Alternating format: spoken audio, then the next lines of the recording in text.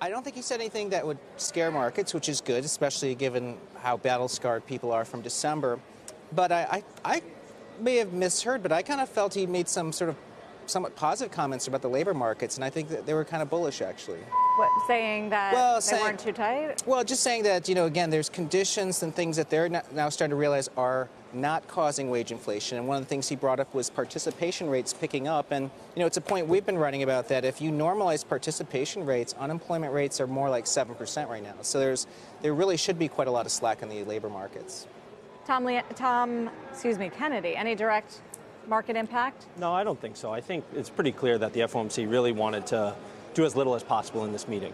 In the statement, you have only mark-to-market changes in growth and inflation outlook, and in the press conference, Powell really had no appetite whatsoever to talk through an insurance cut or any real financial stability concerns. I think he wanted to move past this pretty quickly. And I think what we're seeing in market pricing is just a recalibration of how likely that insurance cut is over the coming months. We're going to delve into that insurance cut issue in just a moment. But stay with us, everyone, because if you're just joining us, we do want to catch you up on some of the highlights from Fed Chair Jay Powell's news conference. Have a listen.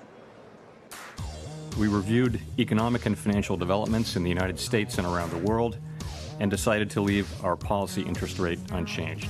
Overall, the economy continues on a healthy path, and the committee believes that the current stance of policy is appropriate.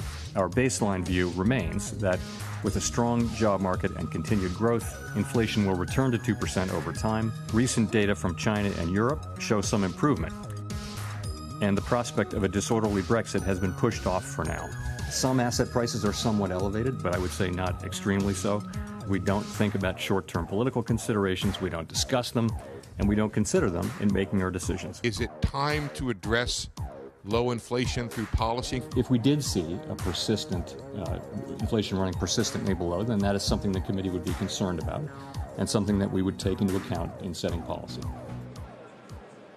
Let's get some reaction now from Steve Liesman, who was in that room and asked sort of the key question, Steve, that everyone else tried to go for as well. What do you do about the low inflation?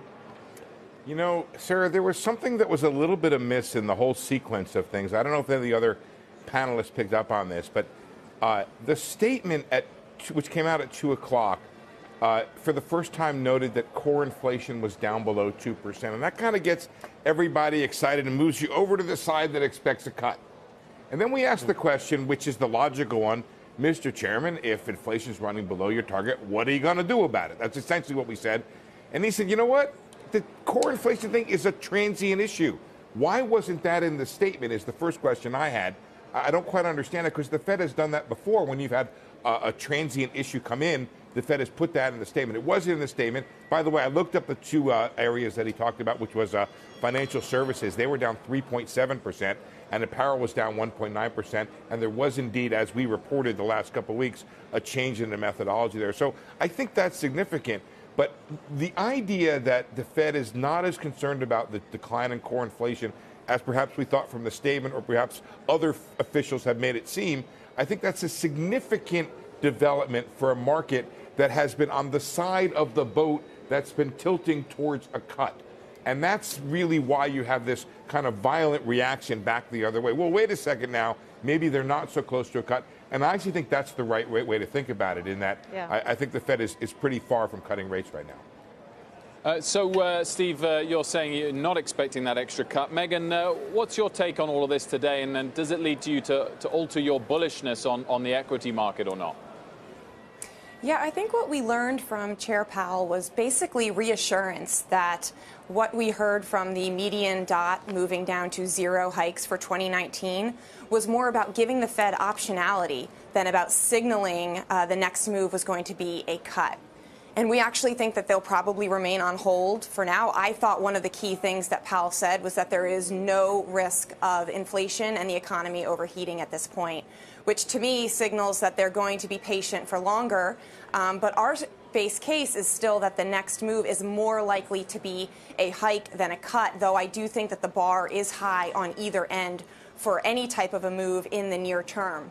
As we look at markets, I think what we're hoping for is actually good data, good economic data, not great, because good data that kind of keeps us in this slower but stable rate of growth allows the economic expansion to continue without the Fed having to come in and slam the brakes on the recovery.